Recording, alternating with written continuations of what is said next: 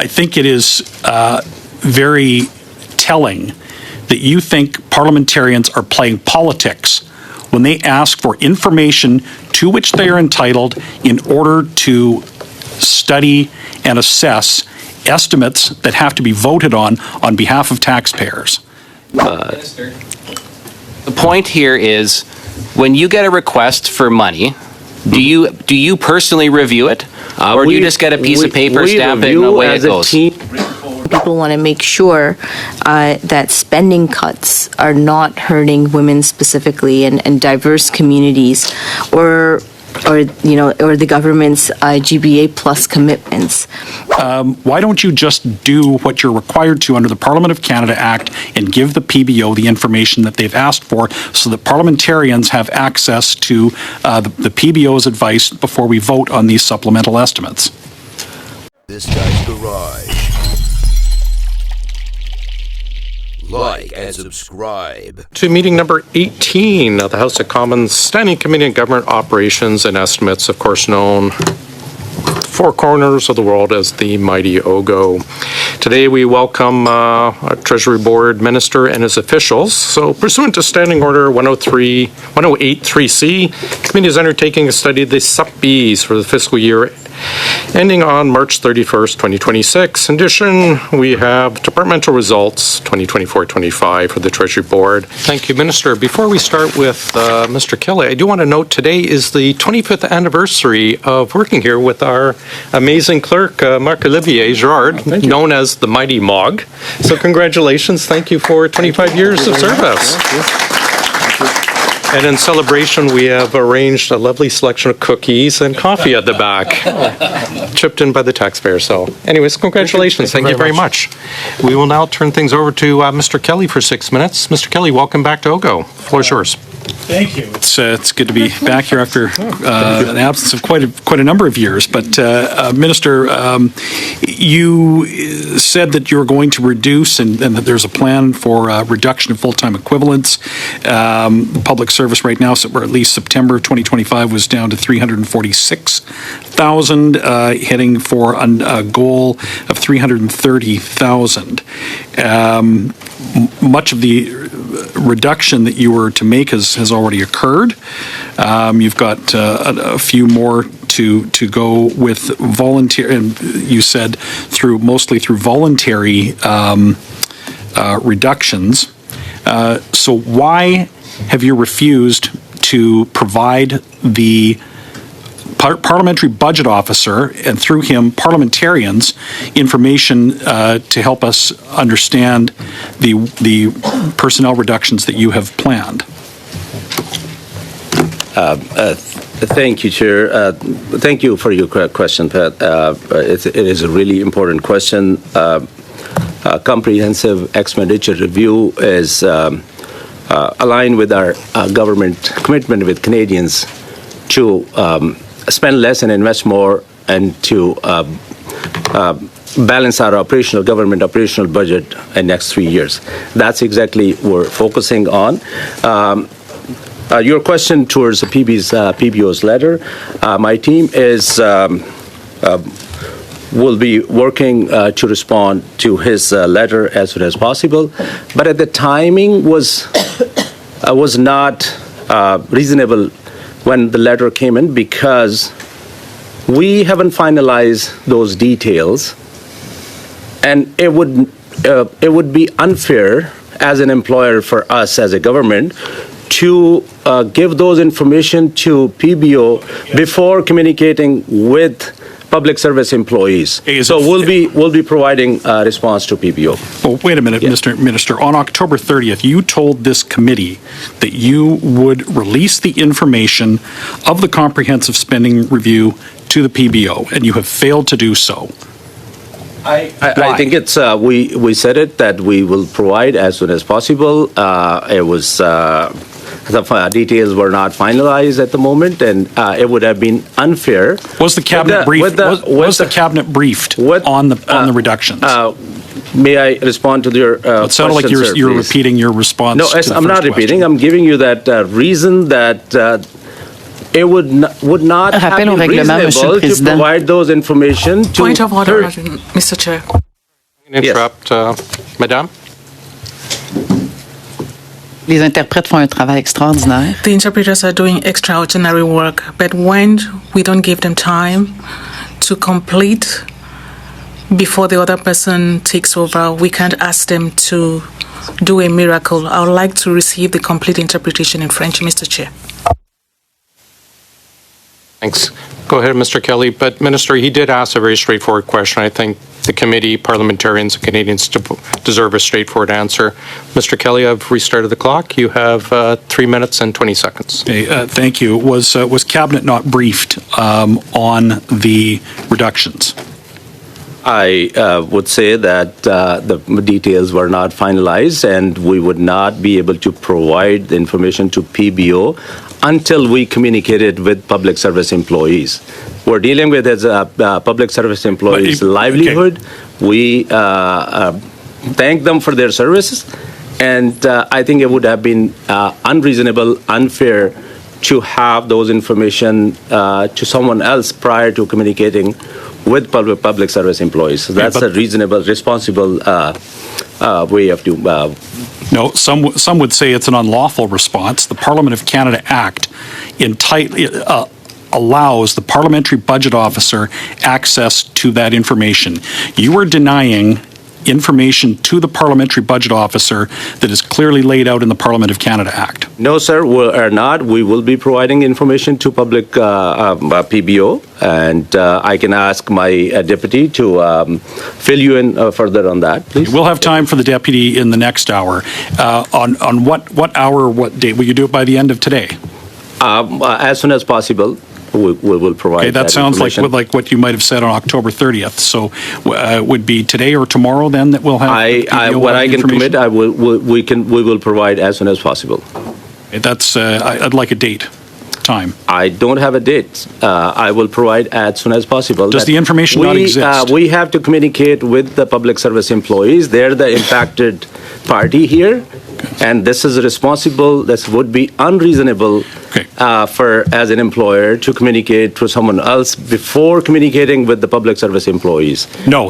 We're dealing with the livelihood of the public service, and I think it's fair that we communicate, finalize those details, and communicate with them before Minister, we release it to PBO. You are asking parliamentarians to vote on these estimates while denying parliamentarians the information that they are entitled to in order to assess the estimates that you have tabled.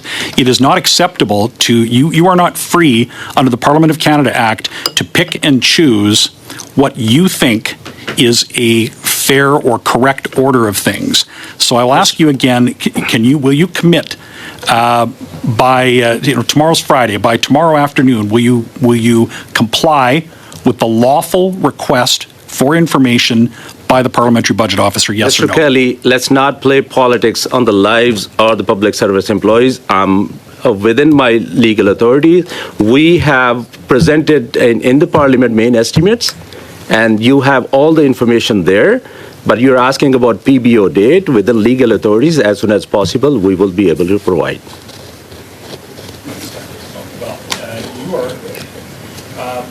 I think it is very telling that you think parliamentarians are playing politics when they ask for information to which they are entitled in order to study and assess estimates that have to be voted on behalf of taxpayers.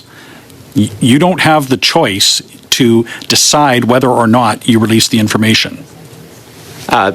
Chair, those information is already. Chair, it would not be fair that if I don't have a time to respond to his question, that would not be fair. Minister, time is up. Mr. Gasparo is up next. Perhaps he will allow you some time, but the time is up. Mr. Gasparo, if you wish. Otherwise, the floor is yours. Thank you, Chair. Minister, would you like to respond? You can take up some of my time, or do you just want me to? No, I would say that we're dealing with here public service employees, and I'd like to thank them for their service to Canadians. This is their livelihood. This is we're finding savings, we're balancing the operational budget, we're finding saving and investing in priorities where matter most to Canadians, like housing, infrastructure, defense. PBO sent that letter, and my team will be providing a response to that letter. But it was just 5 working days. The time was given.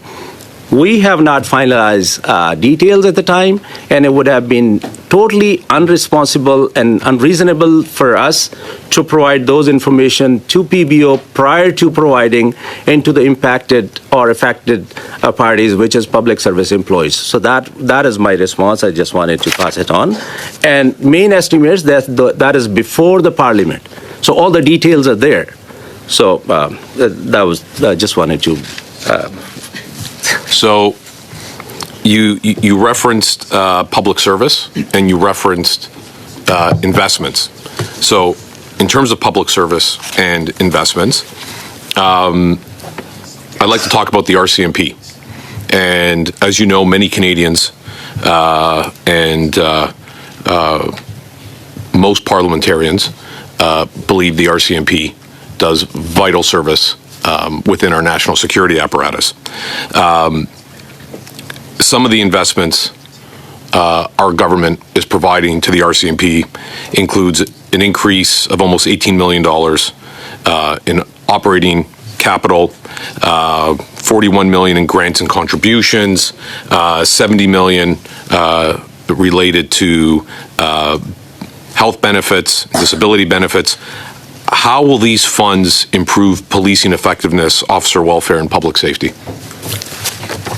First of all, let me express my sincere appreciation and dedication for the public service employees across the country and RCMP and CBSA officers. Their work, they put their lives in danger in protecting Canadians and serving, delivering services to Canadians. In a comprehensive expenditure review, we had different targets for defense, and like it's 2% of that, and those savings were finding and reinvesting into priorities like trainings and providing tools to our law enforcement agencies, and by hiring more 1,000 CBSA officers, RCMP officers. So we're investing in our armed forces to secure our borders, to secure our communities, and these are necessary investment, and we need to make it in order to provide the tools to our law enforcement agencies to deliver services to Canadians. Thank you very much, Mr. Chair. Minister, over the last 10 years or so, there's been close to $9.9 billion returned to Treasury Board from Department of National Defense. I am just wondering if those funds are being made available again to the Canadian Armed Forces, or if those funds have been put back into consolidated revenue.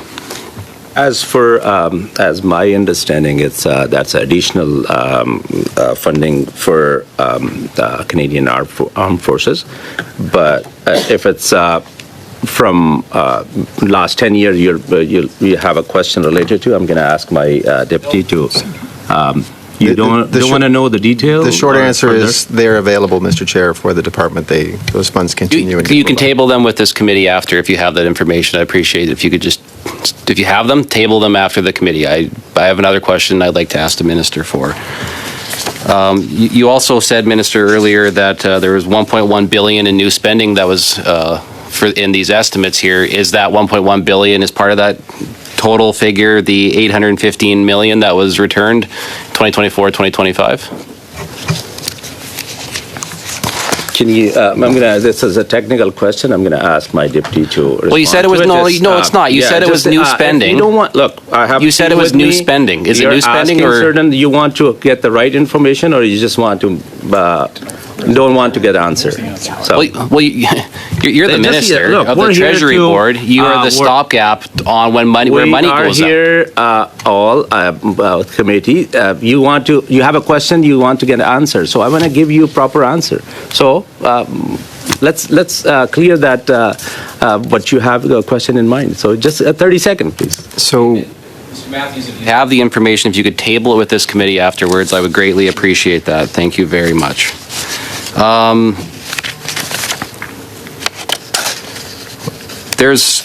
The estimates request $476 million for the future fighter jet capability program. Is that earmarked for F-35s or is that just a general number? I think it's those are the question to Minister of Defense and Finance Minister. I think it's I can ask my colleague or we can get in touch with them. Minister, it's in the estimates and it's from the Treasury Board too. So 35. Yeah. Okay. So it's F-35. You want to get the right information. I think it's but it's F-35, but specifics Minister of Defense would be able to answer those. Okay, is that so F-35? I just told you that. But is it to upgrade the facilities? Is it as part of the purchase of the F-35? Like what's it for?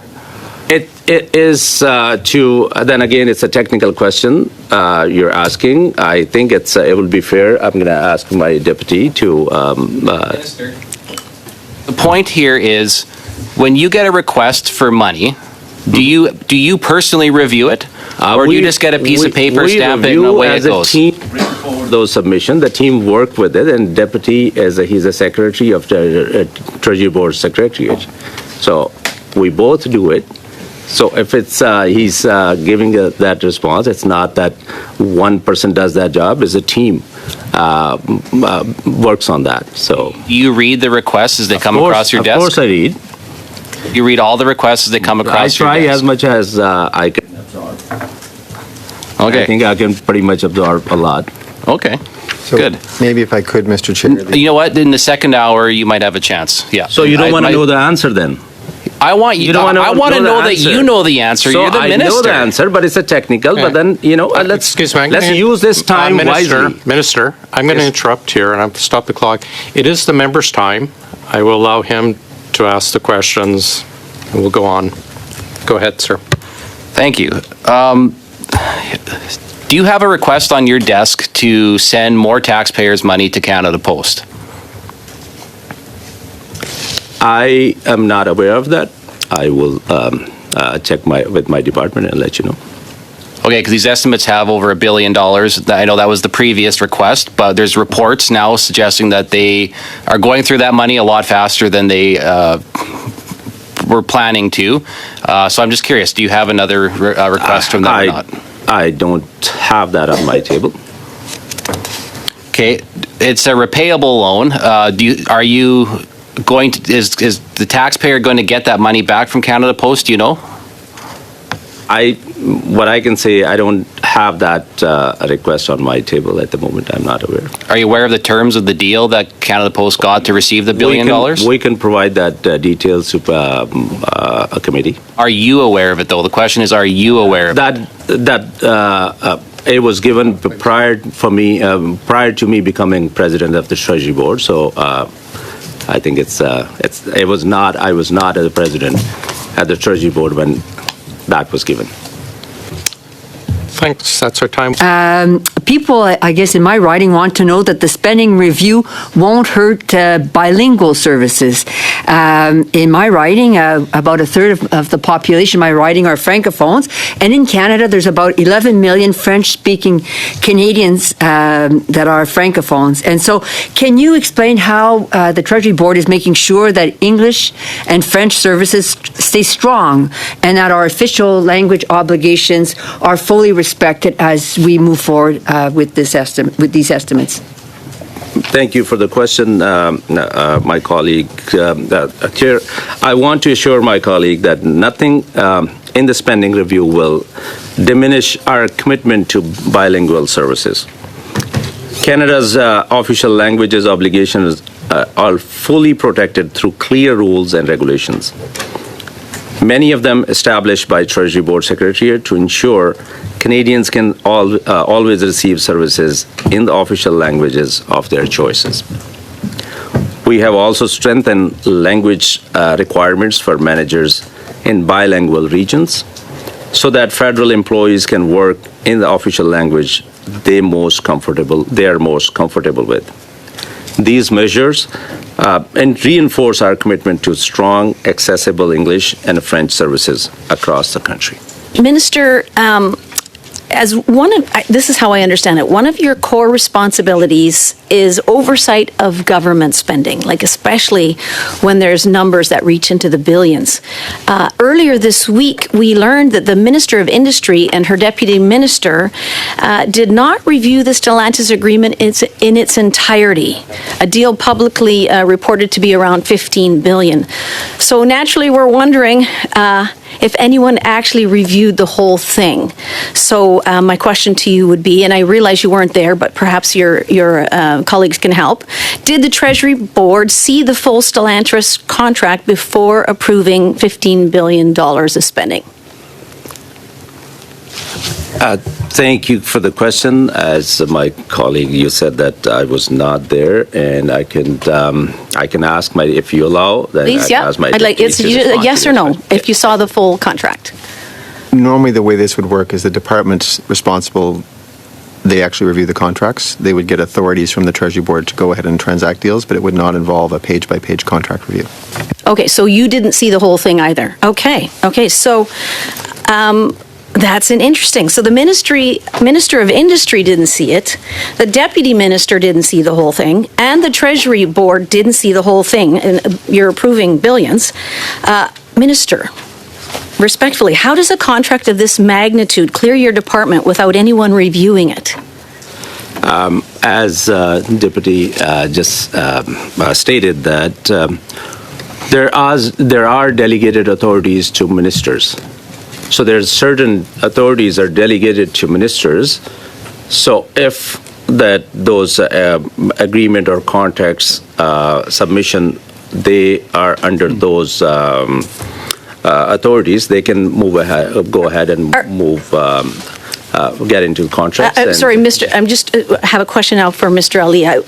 I'm just wondering, are you concerned that if the Industry Minister and the Deputy Minister went to Treasury Board for approval of $15 billion without reviewing the full agreement? Sorry, are you concerned about that? This is my question.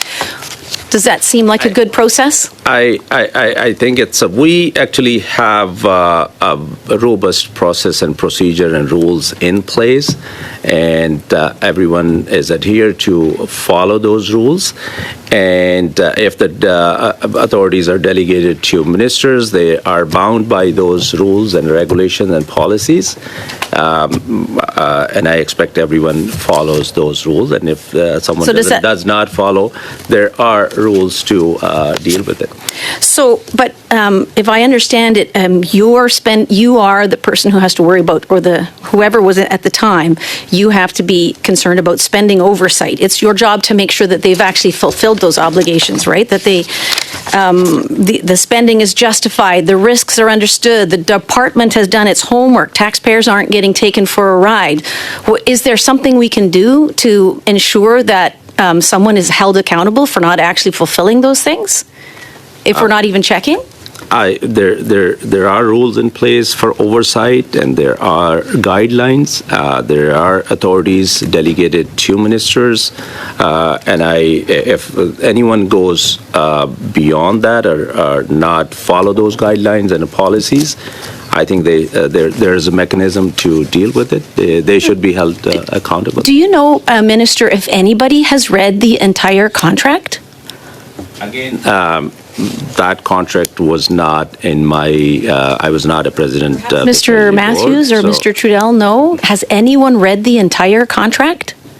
There would be people both from the Justice Department and in the department, ISET itself, that would have reviewed. I will take back to see if there was anyone within TBS that reviewed the entire contract, but the bulk of the work would have been justice and the line department, I said. Okay. So my biggest concern, honestly, is if we rubber stamp a bad deal, because we don't know who's read what, aren't you supposed to be the ones that say, okay, hold on, does this actually make sense? Isn't that what the Treasury Board is about? Your name is on the bottom of the check. Thank you. I agree with you that we we're accountable to Canadians. We need to be transparent, and we take every precaution. You believe that there is a mechanism our time. I'm sorry. Okay. Ms. Kelly, go ahead, please. We talk about the budget 2025. We talk about supports for especially those that are marginalized and seeking equality of opportunity. So I want to talk specifically about women.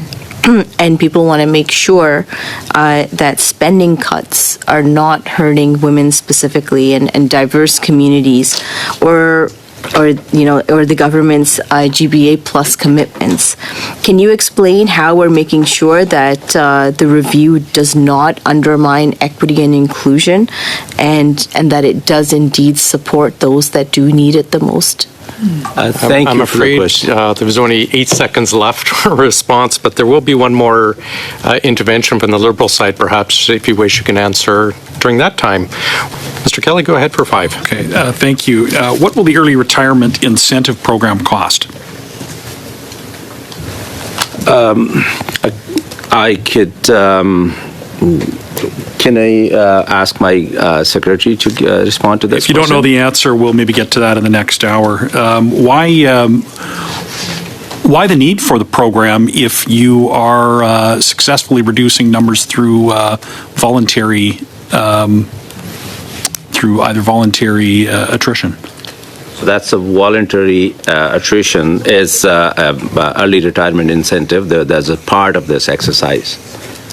But you have actually, you said that you have reduced the number already to 330,000, to 346,000 as of September without this program. You're only going down another 16,000.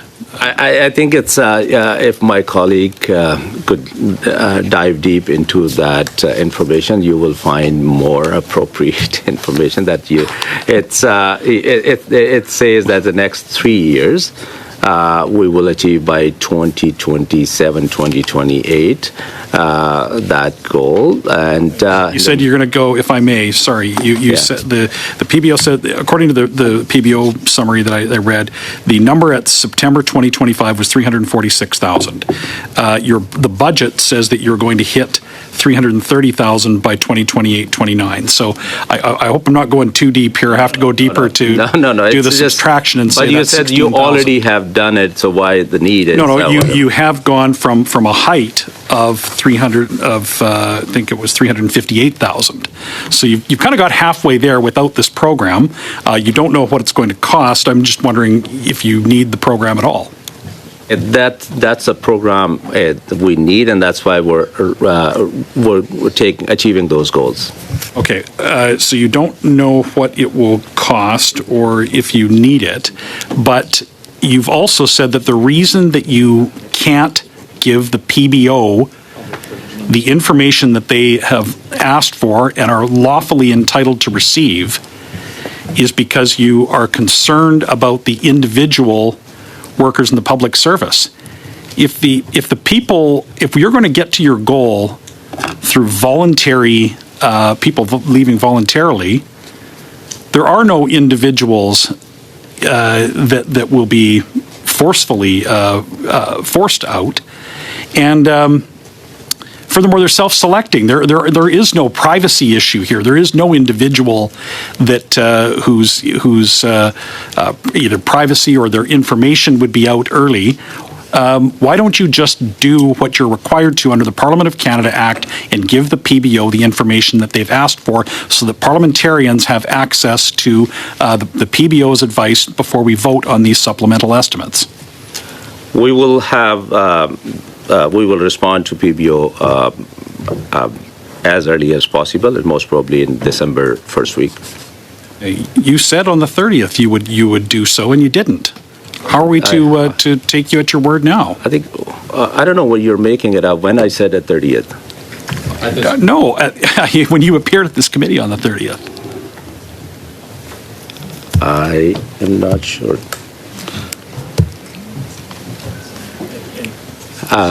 Sure.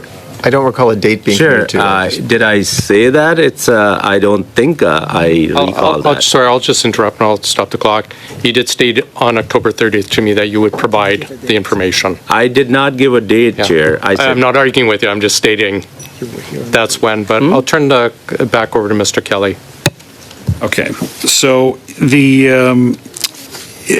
so it is disappointing that we are not getting the information that has been asked for.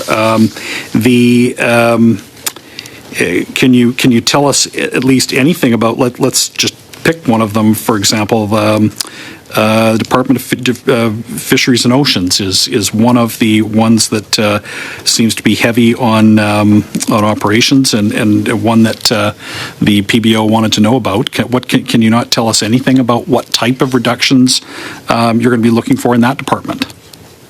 As I said, the early retirement incentive program will help manage a reduction through attrition and voluntary departures. All employees will be treated with compassion and in accordance with their collective agreements, terms, and conditions of employment. I didn't ask you how you were going to reduce the numbers. I asked you what types of operations might be affected, or what types of employees are you going to be looking at? Every department was asked to put forward proposals. All ministers, they were asked to put forward proposals, and they have put forward proposal, and that's where we finalized those CER. Thank you. Thanks. I'm trying to balance your time against cutting you off, Minister. Ms. Ramanado, welcome. I'm not sure you've been with OGO before. I don't think I have, so I'm welcome. delighted to be here. Thank you so much. And your time is up. Well, no.